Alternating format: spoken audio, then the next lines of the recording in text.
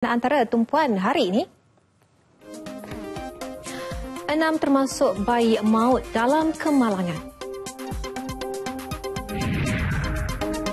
Mayat seorang lagi mangsa bot karam ditemui.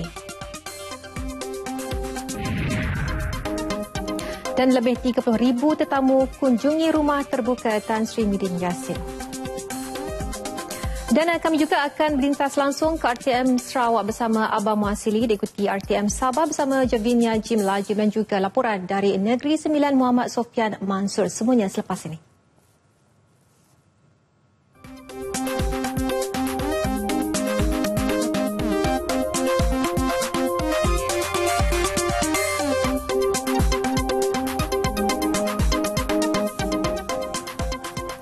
Mayat seorang lagi mangsa yang dilaporkan hilang dalam kejadian bot karam kira-kira 2 batu nautika dari pantai Bagan Sungai Kajang Tanjung Karang Khamis lepas ditemui kira-kira 11.45 pagi ini. Operasi mencari seorang lagi mangsa G. Shankar sedang giat dijalankan. Penolong pengarah operasi Jabatan Bomba dan Penyelamat Selangor Muhammad Sani Harul berkata mayat A. Parinadan 30 tahun ditemui pasukan mencari dan menyelamat di pesisiran pantai di belakang kem polis Gerakan Ambagan Pasir Tanjung Karang. Dengan penemuan terbaru ini, jumlah kematian dalam tragedi bot karam itu meningkat kepada 6 orang. Bot itu yang dinaiki 14 orang terdiri daripada 9 anggota keluarga dan 5 pekerja bot berlepas dari jeti nelayan Sungai Kajang pada 3 petang Khamis lepas bagi melakukan upacara membuang abu mayat. 2 jam kemudian ia dilapor karam semasa dalam perjalanan pulang. Selain Parinadan, 5 mayat lagi yang ditemui setakat ini adalah A. Muniamah, 49 tahun, K. Logaraj, 29 tahun, M. Gadiswadri, 59 tahun, G. Jaya Syakari, 27 tahun, M. Kunasigaran, 57 tahun dan kesemuanya berasal dari Sungai Buloh, Kuala Selangor. Sementara itu, 7 lagi diselamatkan bot nelayan tempatan. Bot itu dikatakan mengalami kebocoran dan kesemua mangsa menimba air sebelum ia tenggelam dipukul ombak. 6 maut termasuk bayi berusia 5 bulan dalam kemalangan membabitkan 2 kereta yang bertembung di Kampung Bunut Payung, Macang, Kelantan petang semalam. Kemalangan tersebut dipercayai berlaku apabila kereta potong saga dari arah Kota Baru ke Kuala Krai cuba memotong kenderaan di hadapan sebelum bertembung dengan sebuah kereta Pro 2 Myvi dari arah bertentangan. Pemangku Ketua Polis Daerah Superintendent Astaf Ali Kurti berkata mangsa yang maut dalam Pro 2 Myvi adalah Irwan Muhammad Zali, 33 tahun, isterinya Siti Khadijah Ibrahim, 33 tahun dan 2 anak mereka, Muhammad Zahran Arfan, 4 tahun serta bayi berusia 5 bulan Muhammad Zahrin Arik. Mangsa yang maut dalam kereta Proton Saga ialah Nurul Atikah Abdul Aziz, 19 tahun dan Muhammad Zakwan Aiman, 6 tahun. Semua mayat dibawa ke Hospital Macang untuk bedah siasat. Sementara itu, anak pasangan yang terbunuh dalam kemalangan itu meninggalkan seorang anak sulung berusia 6 tahun yang kini menjadi yatim piatu. Adik kepada salah seorang mangsa, Muhammad Hafiz Muhammad Zali, menjelaskan abangnya, Irwan Muhammad Zali, pulang ke kampung halaman untuk menyambut Syawal Isnin lepas dan mereka sekeluarga sempat berbuka puasa bersama.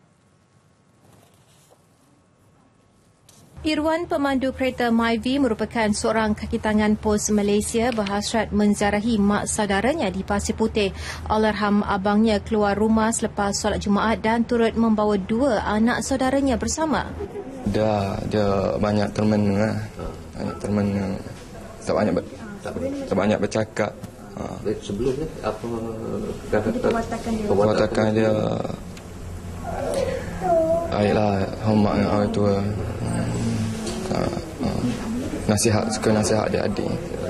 Dalam pada itu, kesemua jenazah mangsa telah dituntut pagi tadi dan disemadikan di Kuala Krai. Mangsa yang cedera masih dirawat di Hospital Universiti Sains Malaysia HUSM Kubang Kerian. Pihak polis sedang menyiasat siasatan mengikut Seksyen 41-1 Akta Pengangkutan Jalan JPJ 1987. Perdana Menteri Datuk Seri Najib Tun Razak meminta semua pengguna jalan raya supaya berhati-hati dan mematuhi peraturan jalan raya. Katanya aspek keselamatan diri dan pengguna lain perlu diutamakan semasa berada di jalan raya. Dalam catatan di laman Facebooknya, Datuk Seri Najib menyatakan rasa sedih membaca laporan berita seramai 20,237 kes kemalangan dicatatkan serta meragut 155 nyawa sejak Ops Selamat dilancarkan. Semalam, Ketua Trafik Pasukan Bukit Aman, Datuk Muhammad Fuad Abdul Latif berkata angka kematian yang dicatatkan di seluruh negara dalam tempoh 7 hari Ops Selamat dilancarkan Jumaat lalu. Penunggang dan pembonceng motosikal merupakan bilangan terbesar yang maut dengan 94 kes, manakala kereta sebanyak 35 kes. Pengguna jalan raya perlu lebih berhati-hati dan sentiasa mematuhi peraturan yang ditetapkan. Itu pula pesan Timbalan Perdana Menteri Tan Sri Muhyiddin Yassin. Menurutnya, jumlah kematian yang mencecah 155 orang sepanjang Ops Selamat adalah perkara yang amat menyedihkan. Beliau yang ditemu bual pada Majlis Rumah Terbuka di Pagoh berkata pengguna jalan raya harus sentiasa beringat akan keselamatan keluarga dan insan tersayang. Bukan saja pihak yang memandu, pihak yang pengguna jalan raya, aturan-peraturan sudah sedia ada, tapi kalau kita tak hormati, traffic light tidak kita ikuti dan patuhi atau kita memandu lebih laju daripada had laju yang diizinkan, maka itu boleh berlaku. Dan bila sudah berlaku, orang kata kita rasa sesal, kemudian pun tak ada guna. Yang penting kita sentiasa ingat bahawa ada anak ataupun isteri ataupun suami dan keluarga kesayangan kita yang sentiasa menunggu. Beliau turut menasihatkan orang ramai supaya lebih berhati-hati semasa pulang semula ke kota selepas cuti Hari Raya. Sepanjang 8 hari Ops Selamat dilancarkan, purata jumlah kematian dilaporkan meningkat 22 orang sehari berbanding 13 orang bagi tempoh sama tahun lepas. Sementara itu, mengulas mengenai cubaan mensabotaj perpaduan dan keamanan negara, Tan Sri Muhyiddin Yassin berkata tindakan negatif itu dipandang serius dan individu terlibat perlu disabitkan dengan akta hasutan. Katanya keamanan dan perpaduan yang terpelihara sekian lama perlu terus dipelihara. Tan Sri, jika kita lihat terdapat individu yang cuba memberikan huru-hara, suatu situasi huru-hara dan cuba mencetuskan ketegangan dalam perpaduan di negara ini melalui laman sosial. Namun saya boleh katakan perpaduan negara kita masih utuh, terutamanya ketika berlaku tragedi MH17 bila kita berdoa sama-sama untuk kesejahteraan mereka dan waris keluarga mereka. Ya, memang begitu. Mungkin dalam kumpulan yang besar itu bilangan sebegini tidak ramai. Tapi walaupun dia tidak ramai, dia boleh menimbulkan keadaan ketegangan, timbulnya perselisihan faham ataupun boleh mencetuskan situasi yang boleh menjejaskan perpaduan atau lagi keamanan negara. Jadi sebab itu kerajaan memandang berat kalau ada perkara-perkara dibangkitkan yang boleh dikatakan berbentuk hasutan, sedition atau boleh menyemarakkan perasaan perkauman. Ini kita tidak mahu berlaku di negara kita. Alhamdulillah, kerana kita telah mewujudkan orang kata resilient, daya tahan kita dengan perpaduan sebegini, walaupun tercetus hal-hal seperti itu cepat dapat kita padamkan. Dan yang penting ialah kita terus mengekalkan kerjasama dan perpaduan ini supaya Malaysia dapat terus orang kata maju menjadi sebuah negara yang aman, berjaya di masa-masa akan datang. Tambah beliau lagi, rakyat Malaysia perlu meneruskan sikap toleransi dan bertolak ansur serta tidak mudah mempercayai kabar angin. Tan Sri Muhyiddin berkata demikian di Pagoh, Johor. Baik dan buruknya media sosial bergantung kepada cara seseorang menggunakan kemudahan ini. Menteri Komunikasi dan Multimedia Datuk Seri Ahmad Sabri Cik menegaskan kemajuan pesat di dalam bidang komunikasi sepatutnya memberi manfaat besar, bukannya keburukan. Dan media sosial pun begitu juga. Ia sepatutnya memudahkan. Ia patut mengukuhkan hubungan kita, bukannya untuk menghancurkan kita. Dan apa yang berlaku sekarang, mungkin kerana sebahagian daripada mereka yang tidak bertanggungjawab, orang sudah mendesak supaya kawalan, tindakan, menutup. Dan ini adalah merupakan suatu yang kita rasa bahawa kita tidak boleh untuk memandang sepi tuntutan-tuntutan seperti ini. Beliau mengulas berkaitan banyak kabar angin yang disebarkan melalui media sosial sehingga menimbulkan perpecahan di kalangan rakyat berbilang kaum. Antaranya insiden pergaduhan di Lawyat baru-baru ini yang menjadi kecoh berpunca sikap tidak bertanggungjawab segelintir pihak menyebarkan berita tidak benar melalui media ini. Orang ramai perlu berwaspada dengan penyebaran maklumat tidak sahih dan tepat melalui laman media sosial bagi mengelak sebarang perkara negatif berlaku. Timbalan Menteri Kesihatan Datuk Seri Hilmi Yahya juga menasihatkan orang awam untuk menapis semua maklumat bagi mengekang budaya tidak sihat itu. Beliau yang juga ahli Parlimen Balik Pulau mahu masyarakat menilai terlebih dahulu berita, maklumat atau keterangan dari media sosial secara terperinci dan menunggu pengesahan daripada pihak berkuasa sebelum mempercayai dan menyebar kandungannya. Masalah kita sekarang di maklumat siapa-siapa pun boleh masuk dalam sosial media ni, dan kita kalau kita baca kita kena fikirlah juga, jangan terima bulat-bulat begitu. Dan eloknya kita siasat dulu sumber daripada mana. Katanya sejak kebelakangan ini beberapa insiden tidak diingini serta penyebaran maklumat tidak sahih sumbernya telah menyebabkan keresahan rakyat khususnya dalam isu 1MDB. Datuk Hilmi berkata demikian selepas menganjurkan rumah terbuka Aidilfitri Parlimen Balik Pulau dihadiri kira-kira 10,000 penduduk sekitar. Hadir sama ialah Yang di-Pertua Negeri Tun Abdul Rahman Abbas dan isteri. Media sosial yang kini begitu popular dalam kalangan masyarakat sebenarnya menjadi penilai kepada tahap intelek dan nilai moral sesuatu masyarakat. Kritikan melampau terhadap sesuatu isu yang menjadi viral dalam aplikasi tertentu dalam media sosial nyata boleh mengundang kepada suasana panik dan keresahan orang ramai.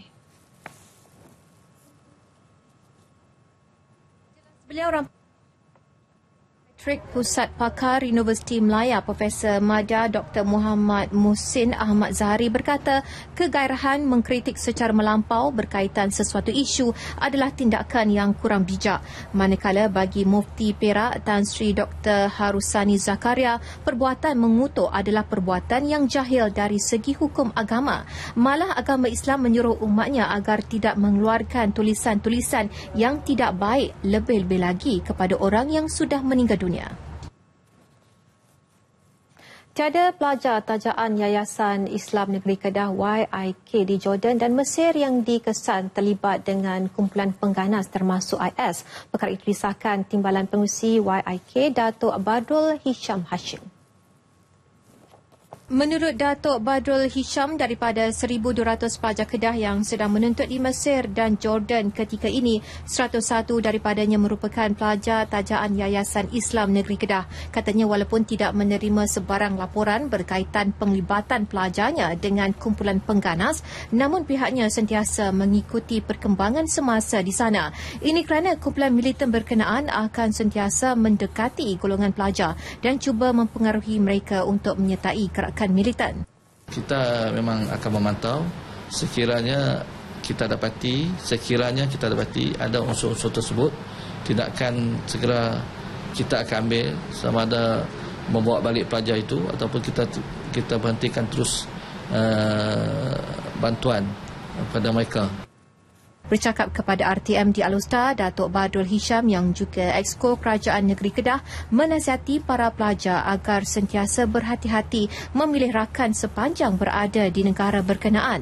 Beliau juga berharap pelajar yang telah menamatkan pengajian supaya dapat meneruskan aktiviti dakwah mereka untuk meningkatkan syiar Islam apabila kembali ke tanah air. Selat Melaka dijamin selamat daripada ancaman lanun. Menteri Pengangkutan Datuk Seri Liao Tiong Lai berkata tahun lalu sahaja lebih 79,000 kapal seberat 300 tan melalui Selat Melaka dan secara purata 217 buah kapal melalui Selat Melaka dalam sehari dengan selamat.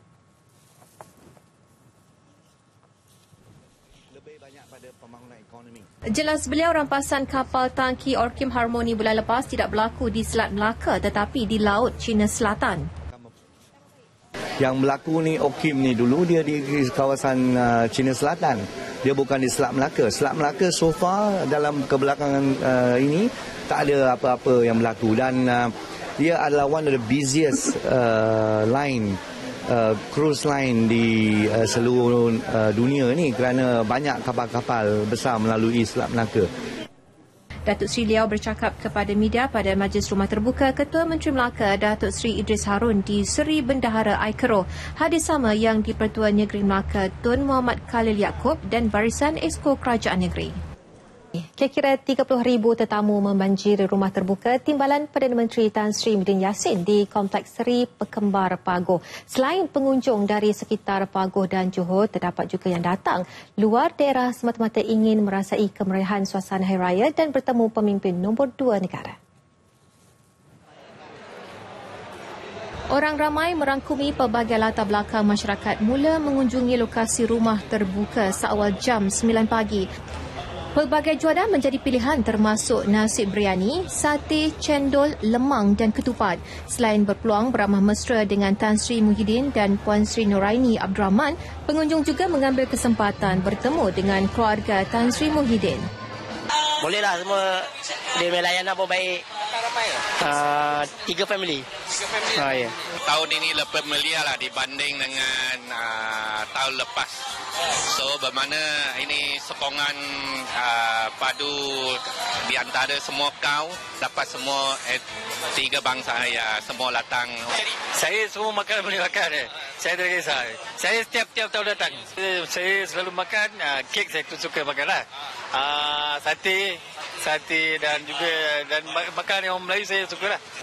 Hadis sama Menteri Besar Johor Datuk Muhammad Khalid Nordin serta Speaker Tan Sri Muhammad Aziz dan Barisan Exco Kerajaan Negeri Johor.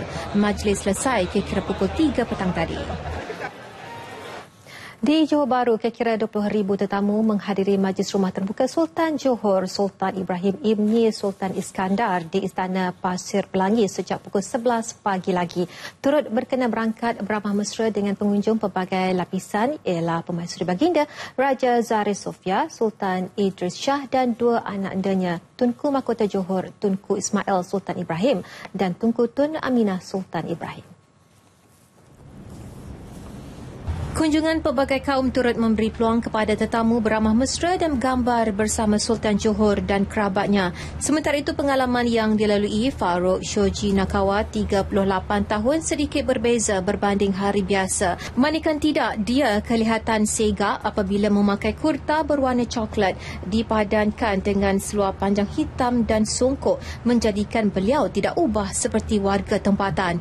Dia yang merupakan saudara baru sejak 3 tahun lalu mengakui belum pernah merasai suasana rumah terbuka seperti ini. Duduk di di Malaysia 3 bulan saja. Hari ini saya sangat senang. Sultan Johor orang baik. Bagi masyarakat yang bukan beragama Islam pula, majlis ini sudah tentu memberi pengalaman baru. Sebagai kaum ni kat Malaysia boleh duduk secara aman.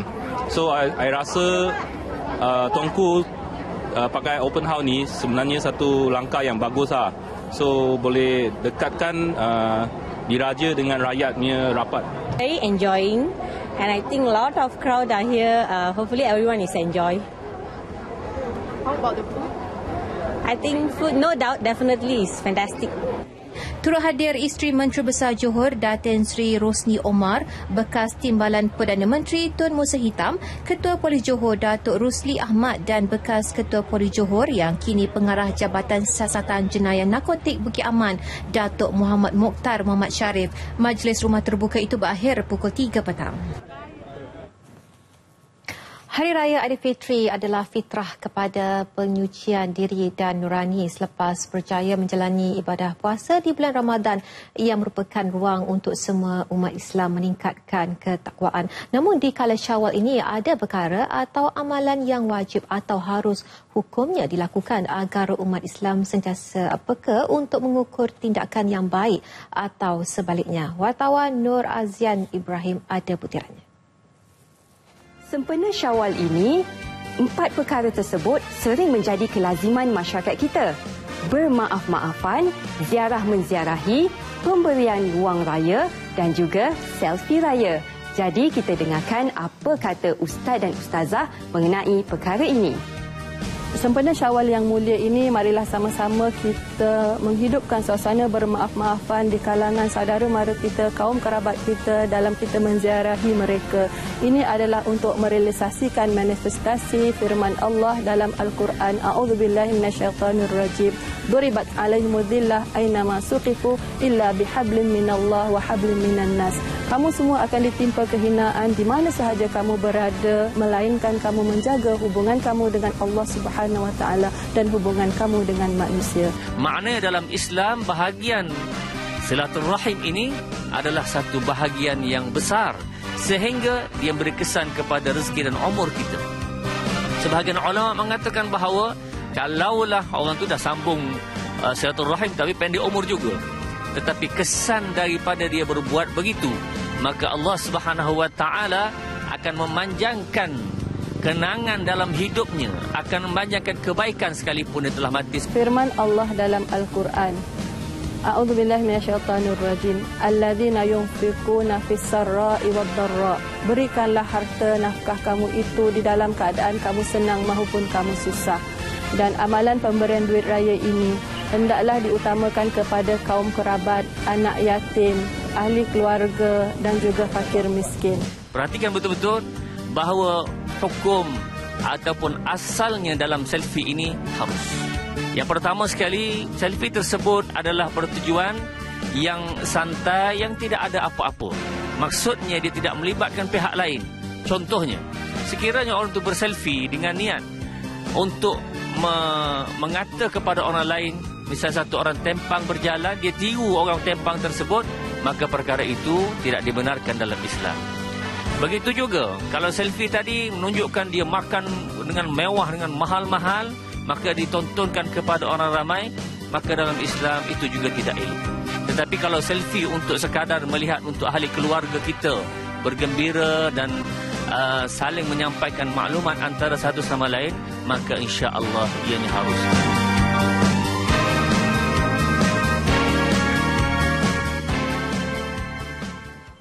Kedatangan Syawal tahun ini cukup berbeza bagi 15 keluarga mangsa banjir di Gua Musang, Kelantan apabila terpaksa menyambut Hari Raya Aidilfitri secara ala kadar dalam kemah sementara.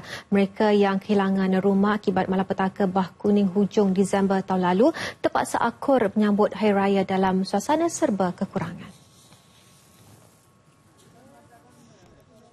Kedatangan Syawal disambut bersama penghuni lain yang sudah dianggap sebagai keluarga selepas 7 bulan tinggal bersama. Mereka turut menghias kemah dan memasak juada ringkas. Pengalaman gaya rumah dengan kemah ni lainlah sikit. Gaya kemah ni biasalah juga sedih, pilu dengan tak ada rumah, dengan gaya pak ini.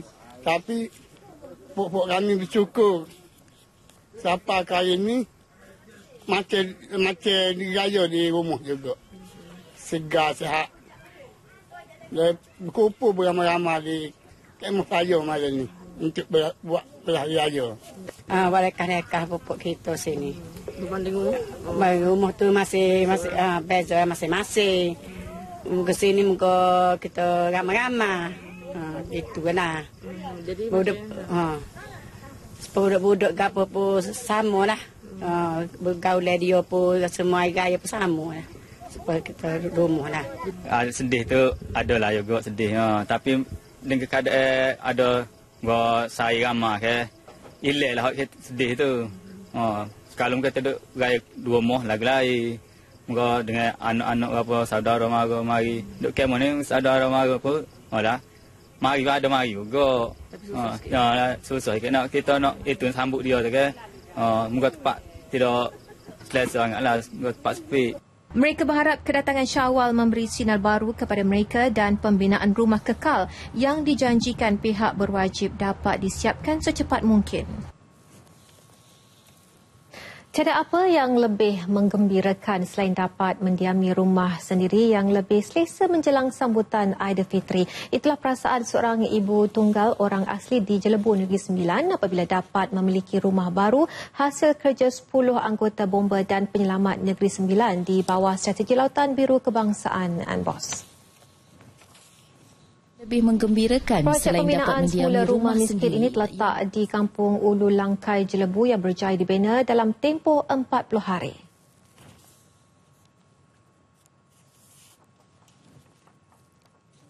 Anggota bomba dan penyelamat Negeri Sembilan di bawah Strategi Lautan Biru Kebangsaan, NBOS. Projek pembinaan semula rumah miskin ini terletak di Kampung Ulu Langkai Jelebu yang berjaya dibina dalam tempoh 40 hari.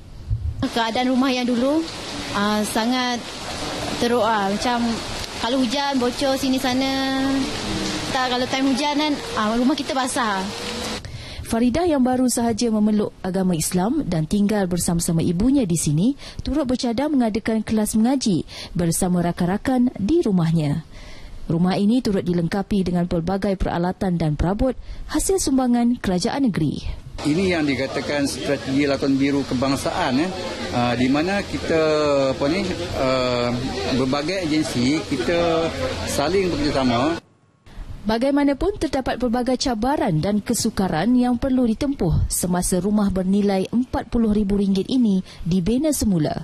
Selain jauhnya 35 km dari Pekan Kuala Kelawang, rumah ini turut berada di kawasan yang berbukit dan berliku.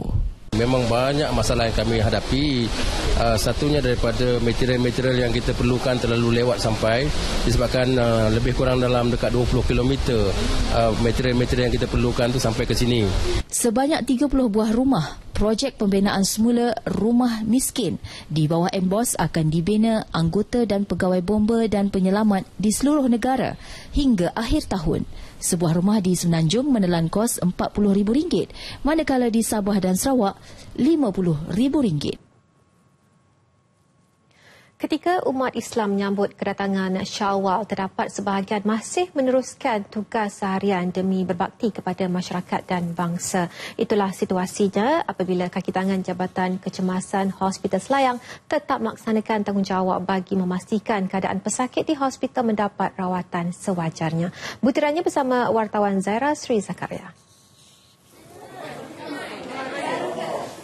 Bertugas pada 1 Syawal, bagi beberapa kaki tangan di Jabatan Kecemasan Hospital Selayang, sesuatu yang sudah menjadi kebiasaan. Terpancar kegembiraan di wajah kaki tangan hospital ini kerana semuanya menganggap tugas yang dilaksanakan adalah satu tanggungjawab dan pengorbanan ikhlas. Saya rasa saya dah lama, selama ni saya seraya, saya dah banyak kali bekerja masa raya. So saya rasa itu tanggungjawab saya lah sebagai jururawat. Pada saya, bekerja di Hari Raya ni adalah satu pengorbanan yang besar kerana kita terpaksa meninggalkan keluarga kita sendiri demi menjaga kesihatan orang lain. Ini pengalaman first lah beraya di hospital, jauh dengan family di Kelantan. Tapi sebagai seorang paramedik, kita kena utamakan masyarakat lah daripada keluarga. Kerinduan terhadap keluarga masing-masing sedikit sebanyak terupat apabila pihak pengurusan hospital ini mengadakan majlis jamuan yang dikendalikan sendiri oleh Ketua Jabatan Kecemasan Hospital Selayang, Datuk Dr. Alwi Abdul Rahman. Saya ingin merakamkan ribuan terima kasih kepada mereka-mereka yang tak balik kampung. Dan memang susah pasal ada yang muda, ramai yang muda, dah baru kahwin pun ada tak. Tapi tak sempat pergi balik kampung. Tapi kita doakan mereka ni dapat menjalankan tugas dengan sempurna. Bagi mereka yang pertama kali bertugas semasa musim perayaan, pasti keadaan itu menjadi suatu pengalaman yang tidak dapat dilupakan. Bekerja di hari pertama Syawal ini merupakan satu pengalaman yang cukup berharga bagi kaki tangan di wad trauma dan kecemasan Hospital Selayang ini. Sungguh pun begitu, mereka tidak pernah memandangnya sebagai satu beban, malah sebagai satu tanggungjawab yang perlu dilaksanakan bagi memastikan keselamatan dan juga kesihatan orang ramai terus terpelihara. Justru hargailah pengorbanan mereka. Zaira Sri Zakaria untuk Berita TV1.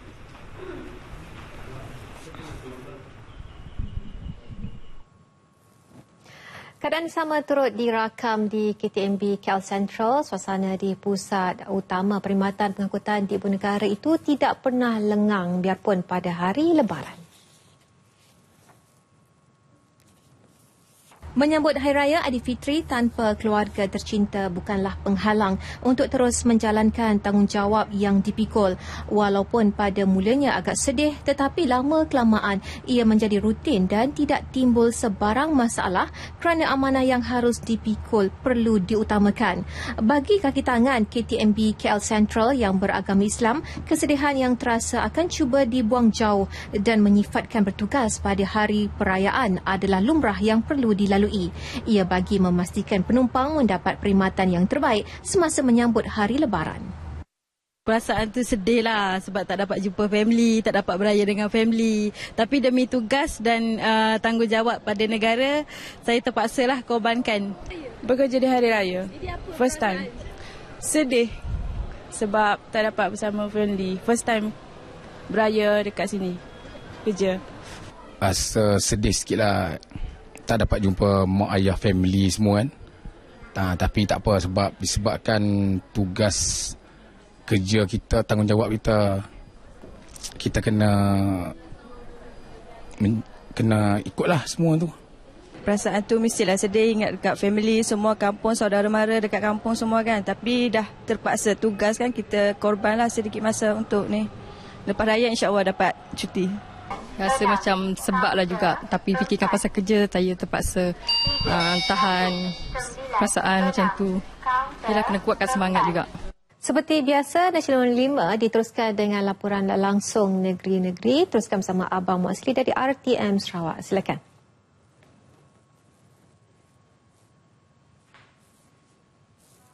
Terima kasih Miza di Angkasa Puri. Keadaan cuaca panas dan kering yang melanda pada awal bulan ini tidak akan menjejas jumlah kehadiran pelancong ke negeri ini. Menurut Menteri Pelancongan Sarawak, Dato' Amar Abang Johari Tun Openg, ini kerana cuaca berkenaan hanya bersifat sementara dan dijangka kembali pulih menjelang September ini. Susah nak saya jawab. Tambahnya, bagi 4 bulan pertama tahun ini sahaja, Sarawak telah mencatat sebanyak 8% peningkatan jumlah pelancong berbanding tempoh yang sama tahun lepas. Bagaimanapun, beliau tidak mendedahkan jumlah sebenar bagi peningkatan kehadiran pelancong tersebut. Dalam perkembangan lain, beliau yang merupakan Menteri Perumahan berkata 2 projek perumahan rakyat satu Malaysia, Prima, akan dibina di Kuching iaitu di Taman Liling Matang dan Vista Tungku, Petrajaya. Tambahnya, Prima di Taman Liling telah pun mendapat kelulusan daripada pihaknya. Tetapi yang satu lagi, bukan di Vista, ada Vista yang akan dimajukan oleh syarikat perumahan di sana. Ia belum lagi diputus dari sudut density,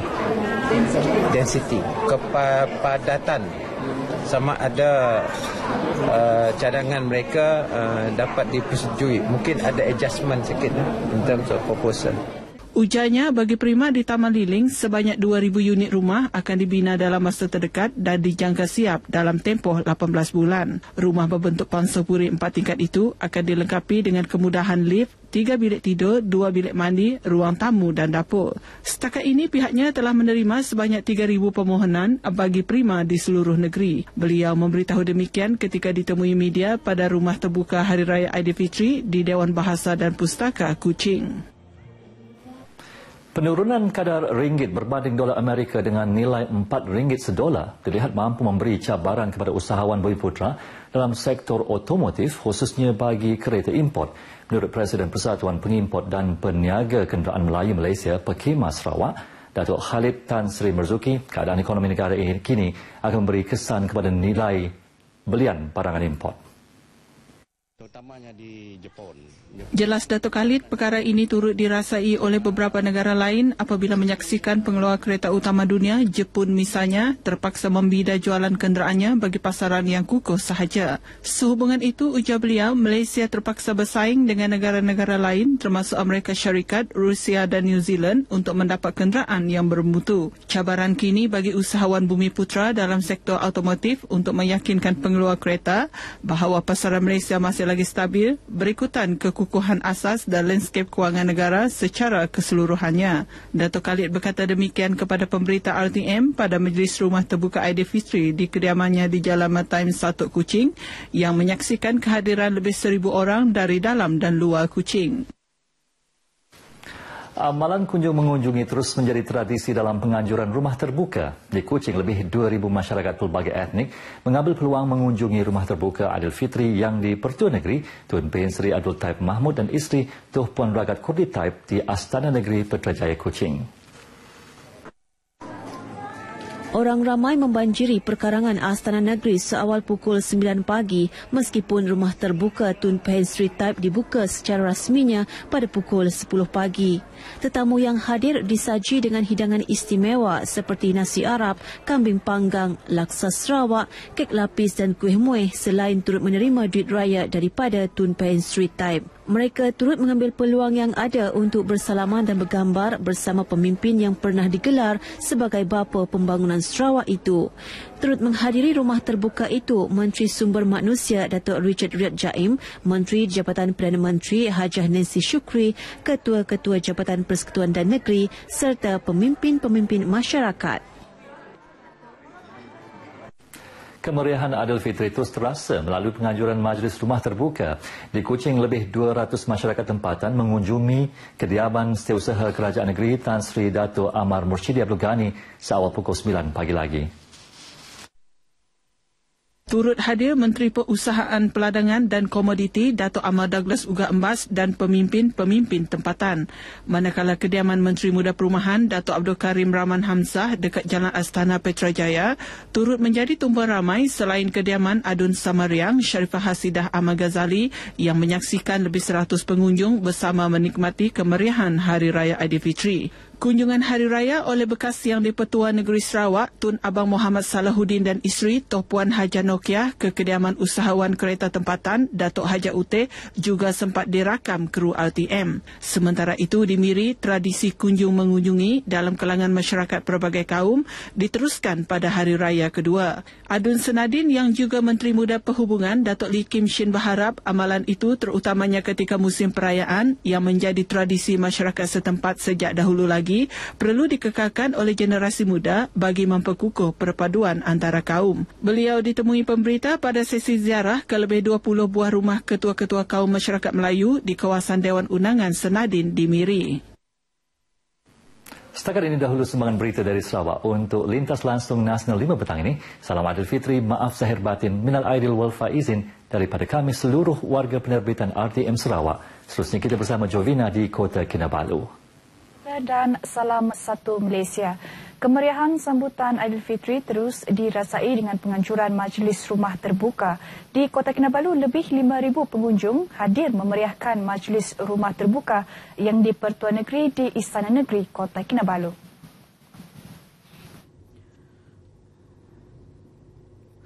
Majlis Rumah Terbuka Tun Haji Johar Haji Mahiruddin dan isteri Tuan Puan Haja Nurlida Tan Sri RM Jasni yang bermula seawal pukul 9.30 pagi dihadiri oleh masyarakat yang terdiri daripada pelbagai kaum dan agama.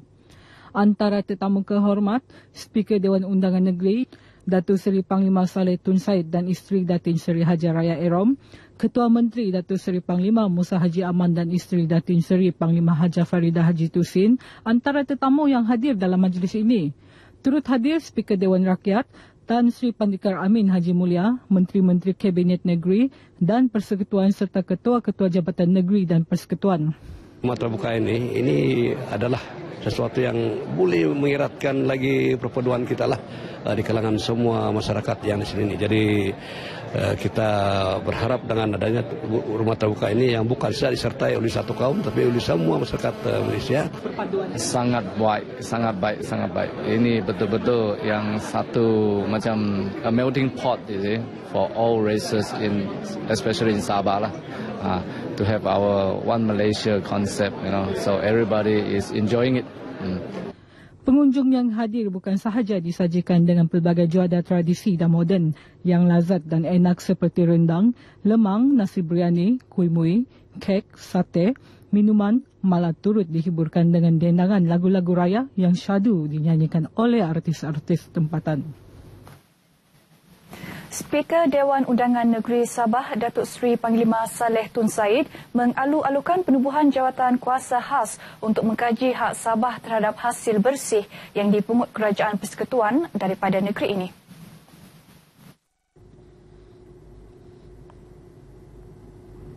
Datuk Saleh berkata penubuhan jawatan kuasa itu menunjukkan Perdana Menteri Datuk Seri Najib Tun Razak sentiasa berfikiran terbuka dalam menangani isu-isu yang berkaitan dengan kepentingan rakyat di negeri ini.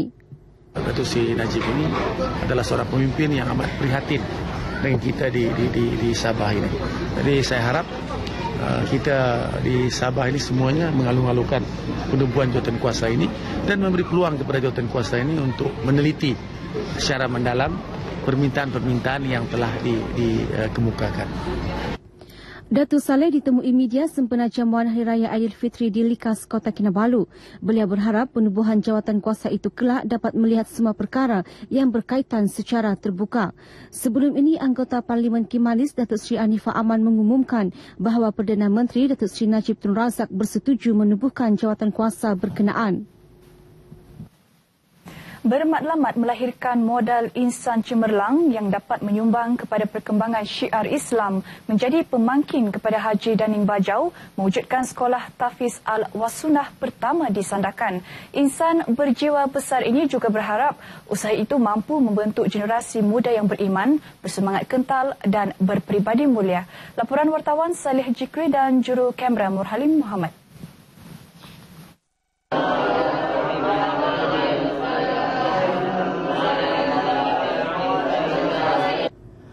Tahfiz Al-Quran Wasunah Sandakan ditubuhkan pada 31 Oktober 2008 dan memulakan pengambilan pertama pelajar seramai 16 orang pada 8 Januari 2009 setelah mendapat kelulusan Jabatan Hal Ehwal Agama Islam Negeri Sabah, Jahins.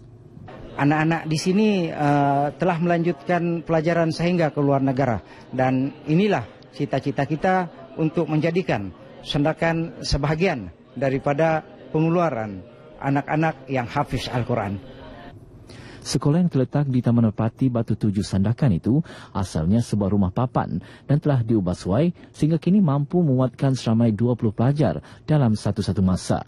Ia dilengkapi dengan kemudahan asrama, ruang belajar dan juga dapur untuk penghuni menyediakan makanan dan minuman. Seperti biasa, sekolah Maha Tahfiz ini juga mempunyai sistem pembelajaran teratur termasuk sukatan-sukatan pelajaran yang telah ditetapkan setiap hari. Para pelajar dilatih untuk berusaha gigih menghafal 30 juzuk Al-Quran dalam tempoh ditetapkan iaitu 18 bulan.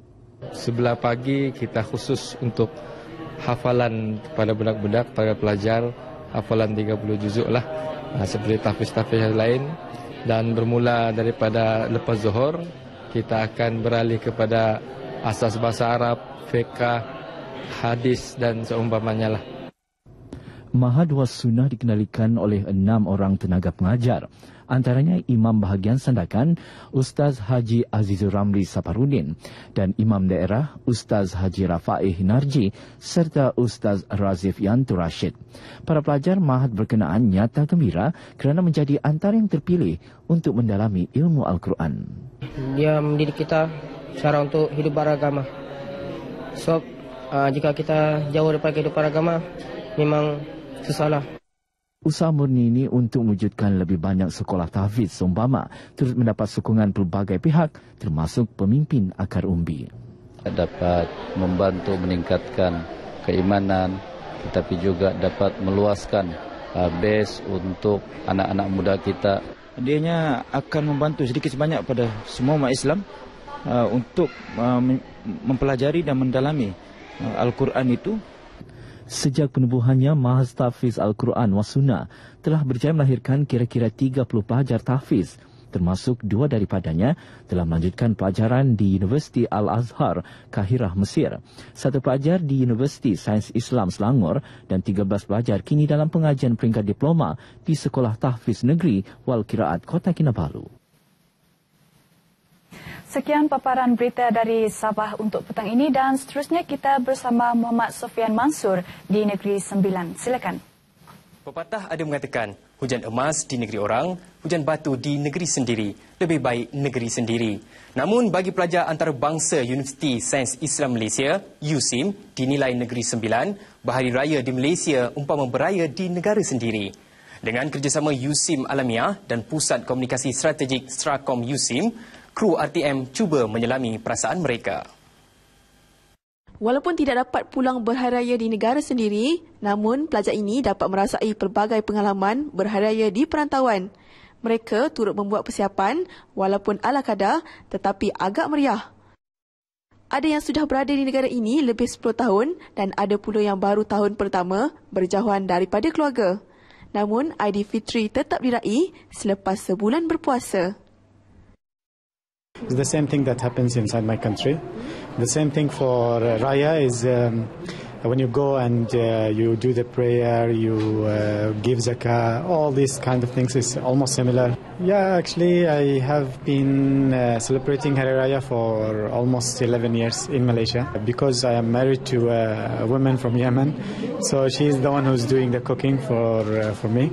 And yeah, we cook the same food as Yemen. Last year I go to Jordan to celebrate in Eid, but this year I will stay here in Malaysia. And before 2 years I was also stay here in Malaysia to celebrate in Eid al-Fitr. Actually, it was very nice. We visiting in Hari Raya. We visiting many places here in Malaysia. We go to Melaka. Ini first time. Before this 2 years, Balik. So Bangladesh. This year I am very happy. My classmates they call me their family. Idul Fitr Hari Raya. I thinking I am the part of their family. Malaysia ada traditional food. Sama juga Bangladesh.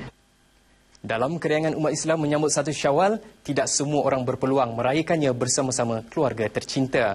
Ada yang terpaksa memikul amanah dan bertugas, seperti para petugas di penjara Seremban.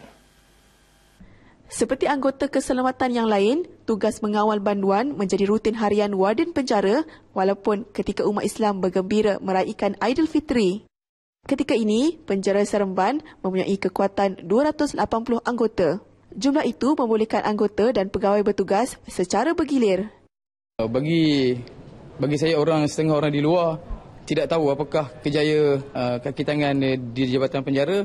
Bertugas di hari raya ni kalau kita dekat luar biasalah pagi-pagi kita pergi masjid ke surau kan. Di awal pagi kita dah bersama dengan penghuni-penghuni. Penghuni pun ada juga buat semayang raya ni, ada program. Tapi kita hanya boleh sekadar memantau. Sebagai penjara ni sebenarnya sebagai satu cabaran lah. Sebagai cabaran kita lah. Sebab kalau kita bekerja di luar pun kita boleh ambil masa sikit untuk berjumpa dengan keluarga. Tapi bila kata bekerja dalam tembok penjara ni, kita totally 7 jam ni bersama dengan dengan banduan lah. Bagi memastikan masyarakat kita ni selamat. Okay, bagi saya lah yang sudah bertugas hampir 9 tahun, bertugas di dalam tembok penjara ni sangat mencabar. Dia mencabar dari segi orang cakap fizikal dan mental lah. Yalah, kita sebagai perantau dari asal Sabah memang rasa sedih lah. Perasaan sedih itu tetap ada. Kita tengok orang solat sunnah hari raya ni, kadang-kadang kita tengok orang, kita sebagai buat kawalan untuk perhatikan orang. Kecil-kecil cili api. Itulah reaksi orang awam apabila melihat 2 pemandu wanita yang ditugaskan membawa kenderaan berat tentera. Walaupun kebolehannya sering diperlekeh, tetapi keupayaan mereka mengendalikan trak 3 tan itu amat dikagumi. Joanna Teddy Chia, 21 tahun, yang bertanggungjawab memandu trak tentera sejak hampir 2 tahun lalu membuatkan orang ramai teruja setiap kali melihatnya. Anak kelahiran Sabah yang bertubuh kecil ini akan terus komited melaksana tugas yang diamanahkan. Pengalaman bawa truk ni sudah 1 tahun lah. Servis dah 2 tahun. Memang kalau orang nampak pun memang terkejut lah. Mula-mula memang rasa macam tak nak bawa. Pasal memang tak pernah pegang kenderaan. Takut semua. Lepas tu pengalaman kami paling jauh, kami pernah pergi Kelantan lah. Bawa truk dari Taiping Pulmat tu pergi ke Kelantan dan patah balik lah.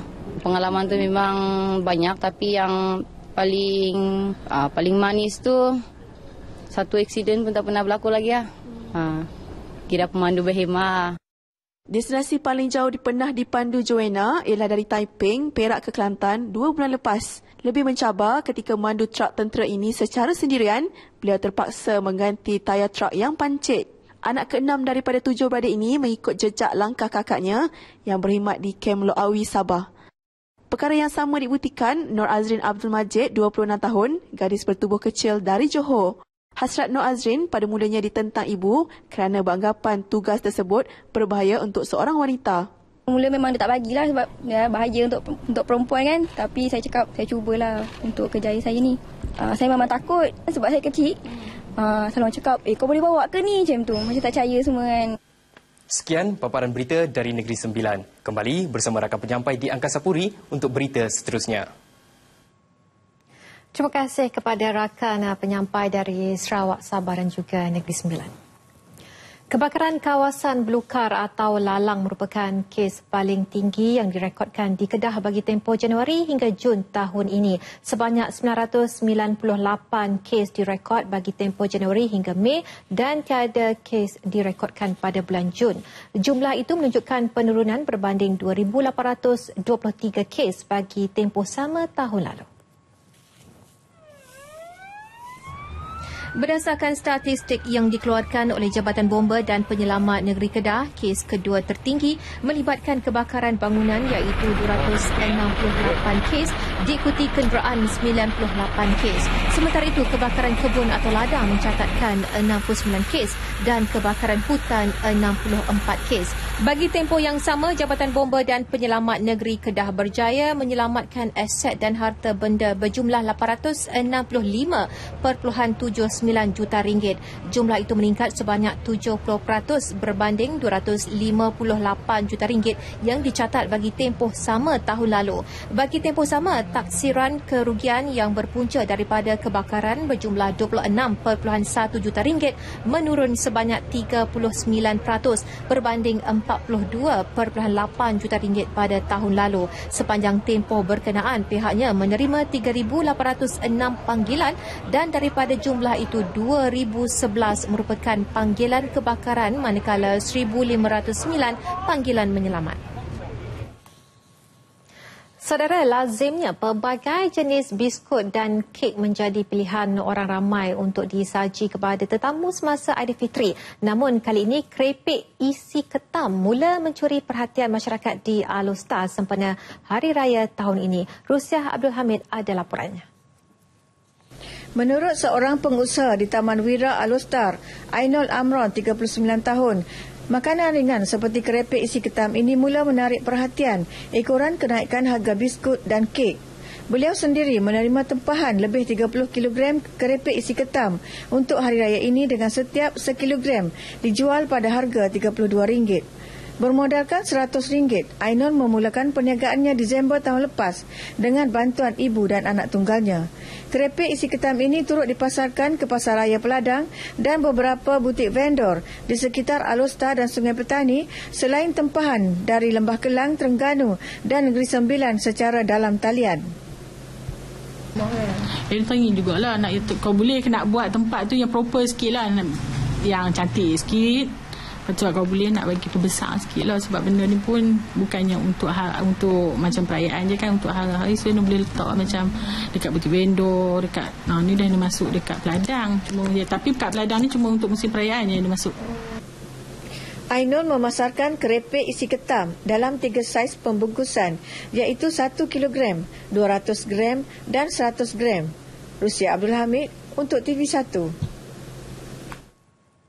Menzarihi pusara sudah menjadi amalan umat Islam setiap kali Aidilfitri. Visual di Kampung Slow Macang, Pasir Mas, Kelantan menutup paparan Nasional 5 petang ini. Dengan itu, Assalamualaikum dan salam sehati sejiwa.